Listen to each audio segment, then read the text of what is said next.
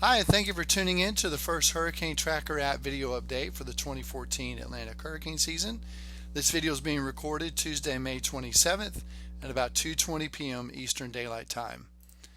Over the last several days, we've been tracking the first storm in the Eastern Pacific Basin. That would be Hurricane Amanda. Amanda is moving off towards the north-northwest and should begin to weaken here back to a tropical storm over the next day or two as it's beginning to encounter cooler waters here over the Eastern Pacific Basin. And most of the moisture from the system should die out before it reaches the southwestern portions of Mexico, so we're not concerned about any flooding or effects from Amanda here over southwest Mexico. And it is important to note that Amanda was the strongest hurricane ever for the month of May here in the Eastern Pacific Basin. There is a potential now. We're going to be heading into the first week of June and the official start of the Atlantic hurricane season in about 5 days on June the 1st. And there is a decent potential we could see our first system form somewhere in the Western Caribbean Sea, and that's what we'll focus on here in today's video. One of the elements we look at when we're talking about tropical development is the MJO. You probably have heard that term before. But basically all you need to know about it is it's an upward pulse and upward motion in the atmosphere that really helps thunderstorm development. And this upward pulse usually circles the globe every 30 to 60 days or so. Well, we are getting into the next couple of weeks where this pulse is going to be entering the Eastern Pacific Basin and the western parts of the Atlantic Basin, mainly the Caribbean Sea and the Gulf of Mexico. This is their forecast through June the 10th that was issued yesterday. And you can see as of May 26th, it's beginning to enter phase 1. And all the way through June 10th, it looks like it's going to round out through phase 2. And this is very favorable for development in the western part of the Atlantic Basin. So this is just one of the factors we'll be considering when looking at the potential for development. Right now, over the Atlantic Basin, especially the Caribbean Sea and the southern Gulf of Mexico, it's very quiet, which is typical for this time of year. And if you'll notice here over the southern plains, all these clouds and this convection, this is associated with an upper level low that is forecast by the models over the next few days to drop to the southeast and eventually be located here somewhere in the southern Gulf of Mexico or western Caribbean Sea. And this could act as a spark once we get the enhanced thunderstorm growth over the western parts of the basin. This could act as a spark to help an area of low pressure develop. And another ingredient you need when talking about tropical development is warm waters of at least 78, 79, 80 degrees, somewhere in that range. Here in the western Caribbean Sea, temperatures are definitely warm enough in the low 80s. But if you look at the Gulf of Mexico, we still have portions of the Gulf of Mexico in the mid to upper 70s. And this is actually a little bit below average for this time of year. But again, down here where the models are showing development, the waters are plenty warm.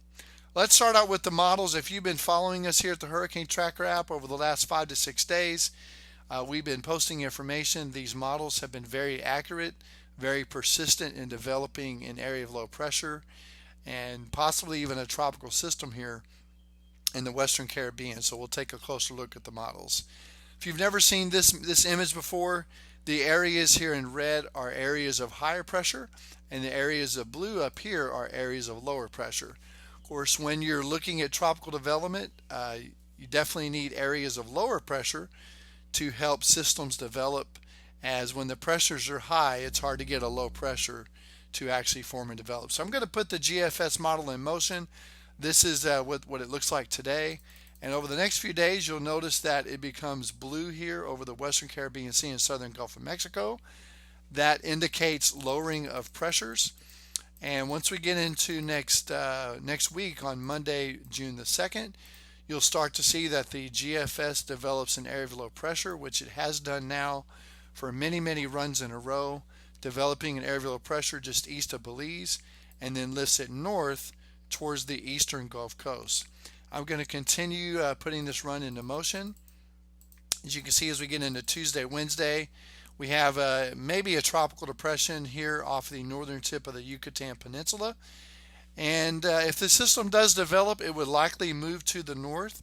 The reason for that is the computer models are forecasting an area of high pressure here over the western Atlantic. Tropical systems do not move into areas of high pressure.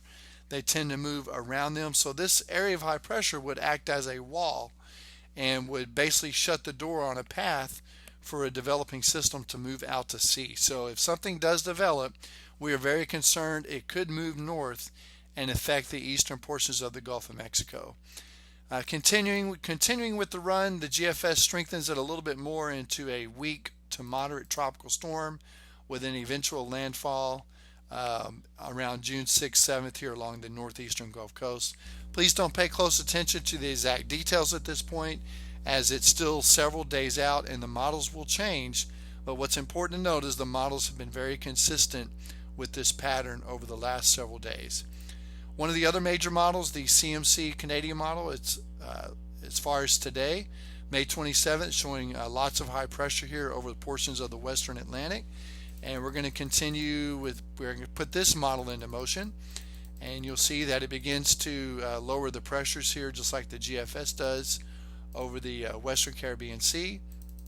And then it actually develops an area of low pressure in the same spot that GFS does, just east of Belize.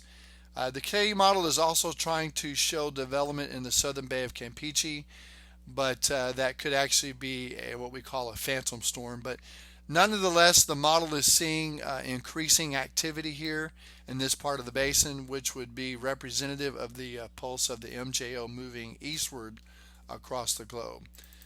The Canadian model is showing the area of high pressure extending further west into the East Gulf of Mexico.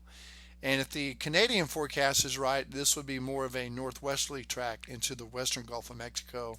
But at this time, we would lean towards the first solution with the GFS model. One of the other major models, the third model showing development, is the FIM model. And you can see here it's also developing an area of low pressure just east of Belize. And watch this area as I put it into motion over the next several days. It develops it further into a weak to moderate tropical storm and landfall eventually around June 6th or 7th along the northeastern Gulf Coast, very similar to the GFS model. And for June, climatologically speaking, these areas here, the western Caribbean Sea and the southern Gulf of Mexico, are heavily favored for tropical depressions and storms to form and originate. And usually if they do form this time of year, they usually do move towards the north or northwest. So this is a definite possibility, climatologically speaking. We do get one storm every 2 years here during the month of June. And if you recall, we did have a storm last year, Tropical Storm Andrea, which formed in a similar location as the models are showing this storm, and it moved northeast towards the Big Bend of Florida, bringing lots of rain. And you folks in Florida probably remember last June being very wet from Tropical Storm Andrea. So based on all the data we've looked at over the last 6 days, here's the best picture we can paint at this time. This is not set in stone. This does not mean the storm is going to develop. This is just our best analysis at this time. If something does develop, as these three major models have been showing here, east of Belize in the western Caribbean Sea, because of the blocking ridge of high pressure, it would not move out to sea as a lot of storms usually do. But in fact, we have set up a cone here anywhere from Tampa all the way to southeastern Louisiana. And if something did develop and live to the north, we do believe this would be the impact region sometime between Friday, June 6th and Sunday, June 8th of late next week. It is important to note that the computer models not only showing development, but they're also showing upper level wind shear being in the moderate to strong range from the southwest. And tropical systems do not usually intensify very much when you do have strong wind shear. So at the very least, we will see a surge of tropical moisture here into the eastern Gulf. And then, of course, if it develops a little bit more, we could get a tropical depression or a lopsided tropical storm here somewhere in the northeastern Gulf of Mexico. Again, a situation very similar to Tropical Storm Andrea from last year. We will update this graphic every day in the Hurricane Tracker app as new information comes in, and we will keep you updated on all the latest changes as we draw closer to the beginning of the 2014 Atlantic hurricane season. If you don't have our app and you'd like to follow all this daily, it's available at hurtracker.com. Thanks for watching and have a great day.